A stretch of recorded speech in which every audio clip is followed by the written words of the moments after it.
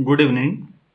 Vector calculus के next lecture में आज हम लोग कर्ल क्या होता है, इसका फिजिकल सिग्निफिकेंस क्या है और इस पर बेस्ड क्वेश्चंस को कैसे सॉल्व करते हैं ये सीखेंगे। चलिए सबसे पहले इसके अर्थ पे जाते हैं। कर्ल माने होता है घूमना, रोटेशन। आपने कई छोटे बच्चों के देखे होंगे कर्ली हेयर्स, घुंघराले बाल, घूमने वाले। तो फिजिक्स में हम रोटेशन को कर्ल से कैसे दिखाते हैं, मैं पहले एक एग्जांपल से आपको समझाता हूँ। और कर्ल का जो मैथमेटिकल और फिजिकल एक्सप्रेशन बेहतर तरीके से हम सॉल्व करेंगे और नेक्स्ट चैप्टर में स्टोक्स थ्योरम को प्रूव करते समय आप देखेंगे। अभी आप ये देखिए कि कोई ऑब्जेक्ट है और वो किसी एक्सिस के अबाउट रोटेट हो रहा है, suppose uniform angular velocity omega से। ये एक तरीका है बात को समझाने का। Let us consider a solid object rotating uniformly about of its axis.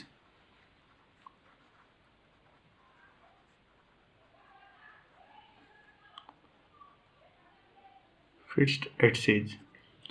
तो एंगुलर वेलोसिटी अगर ओमेगा मान लें तो ओमेगा को हम ऐसे लिख लेते हैं, omega 1i, omega 2j plus omega 3k। Omega uniform velocity, angular velocity है तो ओमेगा कांस्टेंट है, तो ओमेगा 1, ओमेगा 2, ओमेगा 3 क्या होंगे? कांस्टेंट्स होंगे। एज ओमेगा का magnitude is constant, so omega 1, omega 2, omega 3 are constant. constant मतलब विद रिस्पेक्ट टू टाइम। जो एंगुलर वेलोसिटीज हैं वो एक्स वाई जेड एक्सिस के अलोंग कांस्टेंट है। ठीक है, मैं ऑब्जेक्ट पर जो रोटेट हो रहा है कोई वेक्टर मान लेता हूँ, कोई position vector. Let r equal to x i plus y j plus z k. Now linear velocity हम लोगों ने पढ़ा है, linear velocity is defined as v equal to omega cross r।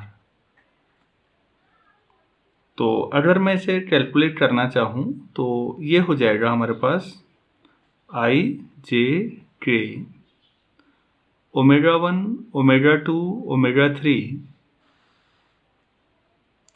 X y z. तो आप इसे लिख सकते हैं i times z into omega 2 minus y into omega 3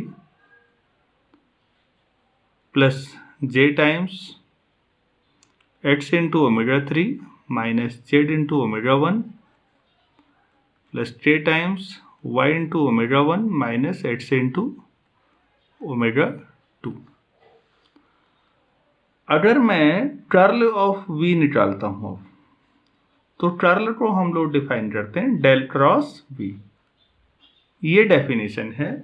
मैं ये डेफिनेशन कैसे जस्टिफाइड है ये समझाने की कोशिश कर रहा हूँ आपको। तो डेल क्रॉस है, फिर क्रॉस प्रोडक्ट है, तो जाहिर सी बात है फिर i j k। डेल के component del upon del x, del upon del y, del upon del z. v के कंपोनेंट आपके सामने ये लिखे हुए हैं, तो यहाँ पर z omega 2 minus y omega 3, x omega 3 minus z omega 1, y omega 1 minus x omega 2। अगर आप इसे सॉल्व करें तो आप निकाल रहे हैं कर्ल ऑफ v। तो देखिए i times del upon del y देखिएगा of y omega 1 minus x omega 2 minus del upon del z of x omega 3 minus z omega 1। ये फर्स्ट टर्म है। अगर मैं सिग्मा लिख दूं तो तीनों टर्म्स आ जाएंगी इसी में। तो देखते हैं कितना आता है। आई टाइम्स वाई के रिस्पेक्ट में डिफ्रेंशिएट करेंगे तो देखिए ये यहाँ तो दोनों ही ओमेगा 1 ओमेगा 2 ओमेगा 3 तो ऑलरेडी कांस्टेंट है। वाई के रिस्पेक्ट में एक्स वैसे ही कांस्टेंट है तो ये तो जीरो हो जाएगा। यहाँ वाई के रिस्पेक्ट में करेंगे तो कितना आएगा, केवल ओमेगा 1 माइनस यहाँ जेड के रिस्पेक्ट में करेंगे ये जीरो हो जाएगा। यहाँ करेंगे तो माइनस ओमेगा 1, लेकिन बाहर भी माइनस है तो प्लस ओमेगा 1। इसका मतलब आपके पास 2 ओमेगा 1 आई अगर आई है फर्स्ट टर्म में तो सेकेंड टर्म में क्या आएगा, ऐसे 2 ओमेगा 2 जे प्लस 2 ओमेगा 3 के। तो आप इसे 2 टाइम्स कर लें तो ओमेगा 1 आई प्लस ओमेगा 2 जे प्लस ओमेगा 3 ओमेगा हो गया। तो आपने जो कर्ल ऑफ वी है वो ऐसे लिख दिया। या एंगुलर वेलोसिटी को आप डिफाइन कर सकते हैं half of curl v, half of curl v. तो जो एंगुलर वेलोसिटी आप डिफाइन करते हैं वो कर्ल की टर्म में डिफाइन की जा सकती है। इसी वजह से आपको समझ में आया होगा कि ये तो रोटेशनल वेलोसिटी है तो कर्ल भी क्या दिखा रहा है, 10 curl represents rotation, a tendency of rotation या मेजर ऑफ रोटेशन, ये ज़्यादा बेहतर शब्द है, रिप्रेजेंट्स रोटेशन।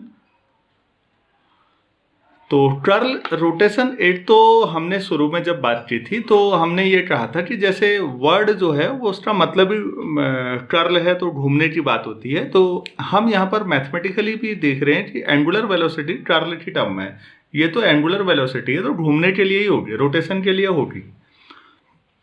तो जब दोनों बराबर हैं तो इसका मतलब कर्ल जो है वो रोटेशन को डिफाइन करता है। तो हम यहाँ डिफाइन कर सकते हैं कि curl of a vector function, curl of a vector function measures the tendency of rotation, the tendency of rotation। तो ये ज़्यादा अच्छा शब्द है कि रोटेशन की जो टेंडेंसी है उसको बताता है। उम्मीद है आपको समझ में आया होगा। इसी में आप कर्ल या स्विफ्ट भी बोलते हैं कई लोग, ठीक है। अगर रोटेशन ना हो रहा हो तो कर्ल कितना होगा, 0 होगा। तो कर्ल 0 का मतलब इररोटेशनल। तो अगर कहीं पर इररोटेशनल मोशन है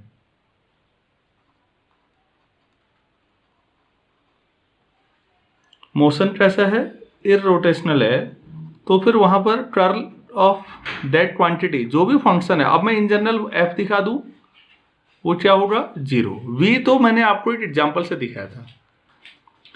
तो कर्ल क्या होगा, 0 होगा। तो कोई भी अगर कहीं पर कर्ल 0 है तो रोटेशन नहीं हो रहा है, रोटेशन नहीं हो रहा तो जाहिर सी बात है इररोटेशन है।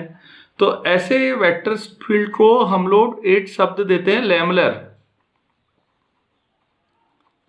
लैमलर वेक्टर फील्ड भी बोलते हैं। लैमलर वेक्टर फील्ड किनको बोलते हैं, जिनका कर्ल 0 है, या फिर उनको दूसरा शब्द क्या है, इररोटेशनल, मतलब इसमें रोटेशन नहीं है। तो आप एक बात सोचिए, नदी में पानी सीधे बह रहा है, एक तो सीधे सीधे बहना मतलब लीनियर मोशन, रोटेशनल है ही नहीं, वहां रोटेशन 0 है। दूसरा, कई बार आपने देखा होगा कई जगह पानी गोल घूमने लगता है, भंवर बनते हैं, भंवर हम लोग उसे वॉर्टेक्स बोलते हैं। क्या बोलते हैं, वॉर्टेक्स। तो वॉर्टेक्स मोशन अगर आप डिस्कस करेंगे तो वहां पर कर्ल आएगा क्योंकि घूम रहा है ना। लेकिन अगर वॉर्टेक्स मोशन नहीं है तो आप क्या लिखेंगे मैथमेटिकली, कर्ल क्या है, 0 है।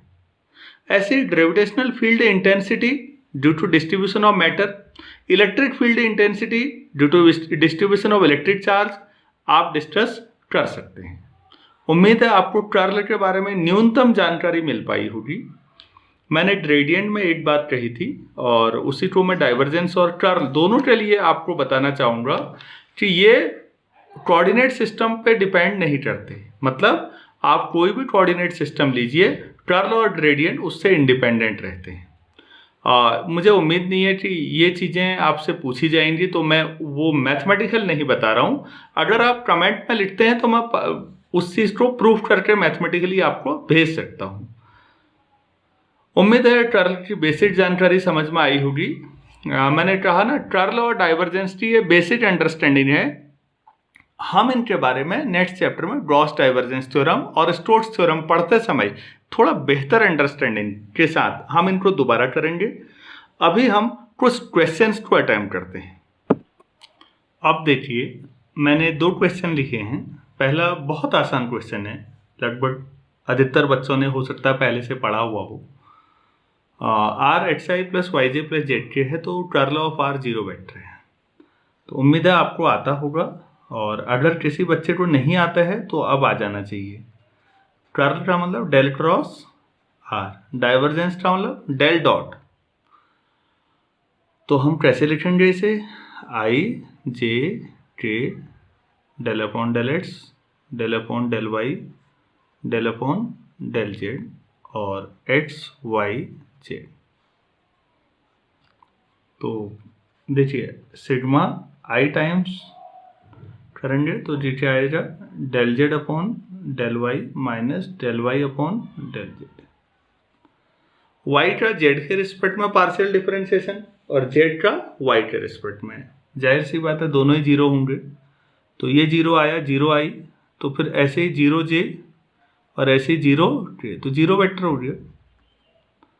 उम्मीद है आपको समझ में आ गया होगा, तो आप चाहे पूरा लिख लीजिएगा। अच्छा, दूसरा क्वेश्चन, इसमें तो ज़्यादा समझाने के लिए कुछ था नहीं। कर्ल ऑफ एफ का मतलब है डेल क्रॉस एफ। आप पहले इसे सॉल्व करेंगे, ये पोर्शन पहले कर्ल एफ को सॉल्व करेंगे, जो आएगा फिर उसका कर्ल लेंगे। तो इसे सॉल्व करने का मतलब ब्रैकेट कहाँ लगेगा? यहाँ पर। अब आपने पहले से ही पढ़ा है वेक्टर ट्रिपल प्रोडक्ट पे, सोचिए a cross b cross c कितना होगा? ए डॉट सी होता है, तो डेल डॉट एफ टाइम्स, फिर डेल, हम ऑपरेटर को हमेशा पहले लगाते हैं, del of del dot f minus del dot del of f. तो पहला जो होगा del of del dot f आप निकाल सकते हैं। अब ये इसे ऐसे ही रहने देते हैं, del dot F i del upon del x plus j del upon del y plus k del upon del z.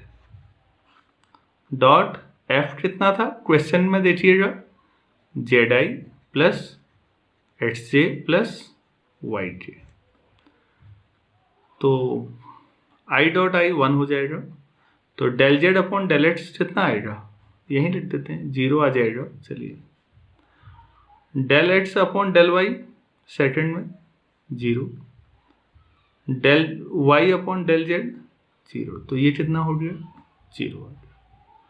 तो डेल डॉट एफ 0 है, तो जाहिर सी बात है ये भी 0 हो जाएगा।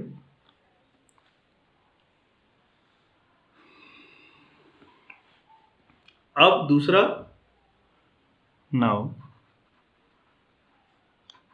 Del dot del of F, इसका मतलब लाप्लास ऑपरेटर बताया था मैंने, डेल स्क्वायर एफ, मतलब del square upon del x square, del square upon del y square, del square upon del z square of F. क्या है? Z i plus x j plus y जे।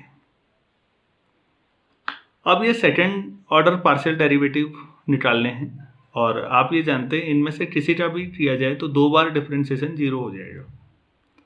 एक बार में हो सकता है कुछ आ जाए, लेकिन सेकेंड टाइम करेंगे तो 0 आ जाएगा। देखिए यहाँ डॉट नहीं है, अब सिंपल मल्टीप्लिकेशन है, तो ये जो एक्सप्रेशन है ये तीनों के साथ आएगा।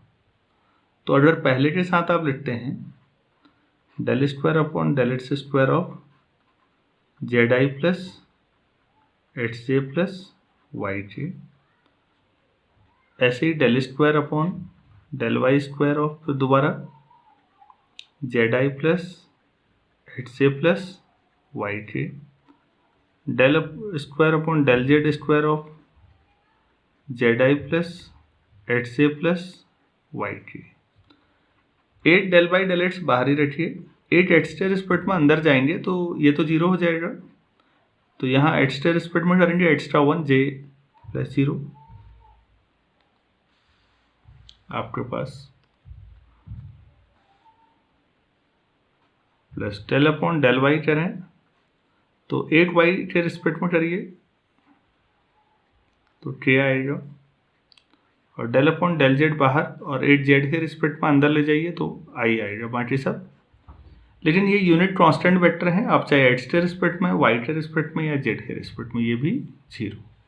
तो आपने ड्रॉ किया कि आपके लिए ये टर्म भी 0 आ रही है और ये टर्म भी 0 है, तो यहाँ रख दीजिए। तो कर्ल ऑफ एक्स कितना आ जाएगा? 0 आ जाएगा।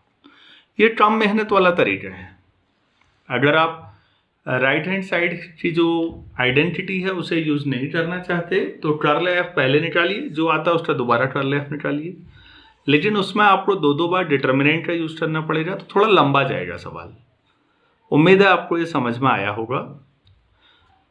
हम लोग जो क्वेश्चन आप कर रहे हैं, देखिए मैंने डाइवर्जेंस भी पढ़ा दिया, ग्रेडियंट भी पढ़ा दिया और कर्ल भी पढ़ा दिया। तो अब जो भी क्वेश्चन हैं वो हो सकता है मिक्सिंग, मतलब उसमें डाइवर्जेंस भी कहीं आ सकता है, कर्ल भी आ सकता है और ग्रेडियंट भी आ सकता है, तीनों चीज़ें आ सकती हैं। मैं ऐसा ही एक क्वेश्चन कराने जा रहा हूँ इसके बाद आपको। नेक्स्ट क्वेश्चन में देखिए, हमें divergence of curl of a vector A equal to 0 दिया है। हमें नहीं पता वेक्टर कांस्टेंट है या वेक्टर वेरिएबल है, तो हम इन जनरल वेक्टर मानेंगे ए को। मान लेते हैं जो वेक्टर ए है वो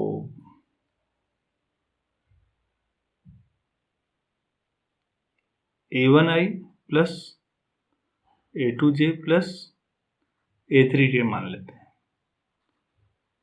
तो कर्ल ऑफ ए मतलब डेल क्रॉस ए, मतलब i j k del upon del x del upon del y del upon del z a1 a2 a3। तो आप इसे लिखेंगे i times del a3 upon del y minus del a2 upon del z plus j times del a1 upon del z del a3 upon del x plus k times del a2 upon del x del a1 upon del y. अब अगर divergence निकालना है इसका, divergence of curl of A, तो del dot this curl A ये है, del मतलब i del upon del x plus j del upon del y plus k del upon del z dot ये सारा जो अभी ऊपर लिखा हुआ है आई टाइम दोबारा लिख लेते हैं, del a3 del y minus del a2 del z j times del a1 upon del z minus del a3 del x k time del a2 del x minus del a1 del y. अब देखिए symmetry है सभी में, तो एक ही term लिखते हैं, i dot i one del upon del x of del a3 upon del y minus del a2 upon del z. ये डेल एक्स के रिस्पेक्ट में होंगे, चलिए बाकी भी लिख देते हैं। डेल अपॉन डेल वाई होगा तो जे डॉट जे 1 होगा, बाकी 0, तो del a1 upon del z minus del a3 upon del x plus del upon del z of del A2 upon del x minus del A1 upon del y. आप इसका differentiation करेंगे तो del square A3 del x del y minus del square A2 upon del x del z del square A1 upon del y del z minus del square A3 del y del x del square A2 del z del x del square A1 del z del y. तो आप देखेंगे आपस में cancel हो जाएगा, del x del Y है और del y del x. इसे देखिए आप, एक ही चीज़ का A3 का पहले y के रिस्पेक्ट में पार्शियल डिफरेंशिएशन है, फिर x के, और यहाँ पहले x के रिस्पेक्ट में फिर y के। आप लोगों ने बेसिक कैलकुलस में पढ़ा होगा, दोनों बराबर होते हैं। देखिए जो फिजिकल सिचुएशंस हमारी प्रैक्टिकल लाइफ की हैं, उन जगहों पर कहीं पर भी किसी भी फंक्शन का पहले x के रिस्पेक्ट में और फिर y के रिस्पेक्ट में करने से कोई फर्क नहीं पड़ता है। हाँ, प्योर मैथमेटिक्स से स्टूडेंट होने के नाते इन जनरल ऐसे फंक्शंस हैं जहां पर ये बराबरी नहीं होती, लेकिन वो फंक्शंस ऑफ सेवरल वेरिएबल जब आप पढ़ते हैं तो वहां स्वार्ट्ज थ्योरम और यंग्स थ्योरम पढ़ते हैं, वो ये बताती हैं कि कब बराबरी होगी। मैं फिर कह रहा हूं, आपको इसकी चिंता करने की जरूरत नहीं है। वेक्टर स्टार नॉर्मली हम फिजिक्स में ज्यादा प्रयोग करते हैं और फिजिकल कंडीशंस में ये हमेशा बराबर आ रहे होते हैं। तो ये दोनों बराबर हैं तो ये अपोजिट साइन के हैं, जीरो हो जाएंगे। ऐसे डेल एक्स डेल जेड है और ये डेल जेड डेल एक्स है, एक माइनस और एक प्लस, ऐसे ये तीसरा ये है तो ये है, तो फाइनली क्या आ जाएगा, जीरो आ जाएगा। उम्मीद है आपको समझ में आया होगा कि कोई भी आर्बिट्ररी वेक्टर ले लीजिए आप, कोई भी, उसका अगर आप डाइवर्जेंस टर्म निकाल रहे हैं इन जनरल तो वो क्या आ रहा है, जीरो आ रहा है। नेक्स्ट क्वेश्चन देखिए, मैंने डाइवर्जेंस से उठाया है क्वेश्चन, कर्ल से नहीं उठाया है। मैं ये मान के चल रहा हूँ अब सारे जो इंपॉर्टेंट क्वेश्चंस मुझे लगते हैं उनको हम आपस में डिस्कस करें, इससे कोई फर्क नहीं पड़ता कर्ल निकालना है या डाइवर्जेंस निकालना है। देखिए एक जनरल वेक्टर है r, x i plus y j plus z k position vector, इसका मॉड है सिंपल आर है। ये जो आर आएगा, जो एक्स वाई जेड का फंक्शन है, एफ उन पर डिपेंड करता है। F is a function of r and r is a function of x y z, vector r upon mod r. ये डाइवर्जेंस निकालना है। देखते हैं इसको कैसे सॉल्व किया जाए। तो हम इसे कैसे लिखेंगे, del dot f r upon r, ये तो हुआ, और वेक्टर आर को x i plus y j plus z. इस डेल का मतलब i del upon del x, j del upon del y, k del upon del z. तो मैं डायरेक्टली लिख रहा हूँ, तो डेल अपॉन डेल एक्स में क्या आएगा, आई डॉट आई 1 हो जाएगा, एफ आर अपॉन आर तो सभी में होगा इंटू एक्स। फर्स्ट टर्म ये आएगी, बाकी दो ऐसे ही आ जाएंगे, तो सिग्मा। हम इसे सॉल्व करते हैं, ठीक है। तो मैंने आपको बीच में बताया भी था, अभी दोबारा बता देता हूँ। आर स्क्वायर कितना होगा, x square plus y square plus z square. X y z independent variable है और उन तीनों पर कौन डिपेंड करेगा, आर। तो अगर मैं पार्शियल डिफरेंशिएशन एक्स के रिस्पेक्ट में करूं तो 2r del r upon del x, तो एक्स स्क्वायर का 2x और बाकी दोनों 0। तो del r upon del x कितना हो जाएगा, एक्स अपॉन आर। तो आपको याद हो तो मैंने ये पहले भी कराया है। Del r upon del x upon r है, तो del r upon del y क्या होगा, वाई अपॉन आर होगा। Del r upon del z क्या होगा, जेड अपॉन आर होगा, ठीक है। अच्छा, तो अब हम इसे सॉल्व करते हैं। तो एक्स के रिस्पेक्ट में डिफरेंशिएट करना है। ऐसा करेंगे, 3 फंक्शंस हमारे पास आ रहे हैं। न्यूमरेटर अपॉन डिनोमिनेटर वाला मेथड लगाया जा सकता है, एक तरीका। दूसरा, इससे एफ आर अपॉन आर को एक ही मानिए, एक्स को दूसरा मानिए, तो प्रोडक्ट रूल लगा देते हैं। तो हम लोग इसे लिख सकते हैं इक्वल टू सिग्मा बाहर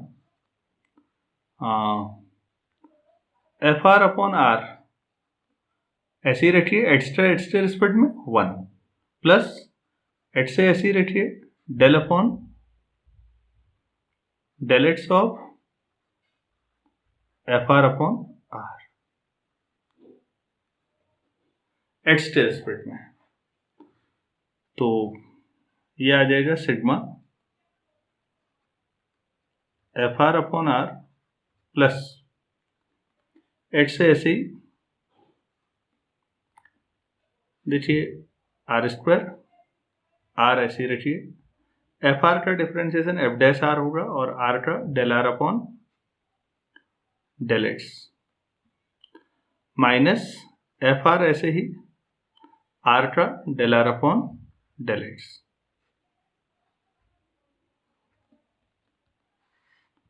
del r upon del x की वैल्यू हम लोग पहले ही निकाल चुके हैं, तो वो यहां पर रख देंगे। तो ये हमारे पास आ जाएगा sigma f r upon r plus x upon ये आर स्क्वायर भी बाहर ले लेता हूं, del r upon del x भी बाहर आ रहा है। Del r upon del x कितना, एक्स अपॉन आर। तो अंदर क्या बचा, f dash r f dash r minus f r. तो आप इसे लिखेंगे sigma f r upon r plus ये हो जाएगा x square upon r cube, x square upon r cube r f dash r minus f r. ये आपने first term लिख के सिग्मा लिखा है। अगर आपको पूरा लिखने को कहा जाता तो देखिए जहां पर एक्स स्क्वायर है अगले में क्या आता है, यहाँ पर वाई स्क्वायर आता है और तीसरी टर्म में यहाँ पर क्या आता है, जेड स्क्वायर। बाकी तो आर पे डिपेंड कर रहे हैं। तो अगर पूरा लिखा जाता तो एफ आर अपॉन आर कितनी बार आ जाता है, 3 f r upon r plus ये चीजें कॉमन आ जाती, पहले में एक्स स्क्वायर, दूसरे में वाई स्क्वायर, तीसरे में जेड स्क्वायर। मैं ऐसे लिख देता हूं x square plus y square plus z square और r f dash r minus f r upon r cube. ये आर स्क्वायर है, ये आर क्यूब है, तो 8 आर बचेगा नीचे, तो 3 f r upon r plus यहां 8 आर बचेगा, उसे अंदर मल्टीप्लाई कर लेते हैं, तो f dash r minus f r upon r. तो ये हो जाएगा 2 times f r upon r plus f dash. देखिए हमें 2 चीजें करनी है। क्वेश्चन अननेसेसरी एग्जाम में लंबा मत करिए। अगर फंक्शन सिमेट्रिक है, मतलब पहली टर्म देख के आपको लगता है ऐसा ही दूसरे तीसरे में भी है, तो आप सिग्मा का यूज करिए जितना हो सकता है, उससे आपका एक्सप्रेशन छोटा होता जाएगा। अननेसेसरी लंबा क्वेश्चन नहीं बनेगा एग्जाम में। उम्मीद है आपको ये समझ में आया होगा। उम्मीद है आपको ये कुछ बेसिक जो हमारे कंसेप्ट थे, ग्रेडियंट, डाइवर्जेंस और कर्ल, इनके बारे में मिनिमम अंडरस्टैंडिंग आपकी बनी होगी। कुछ क्वेश्चंस मैं देख रहा था बुक्स में और आप लोग शायद कर सकते हैं, आप कोशिश करें तो। अगर आपको नहीं आता है तो प्लीज़ आप मुझे मेरे व्हाट्सएप नंबर पे मुझे कांटेक्ट कर सकते हैं और पूछ सकते हैं।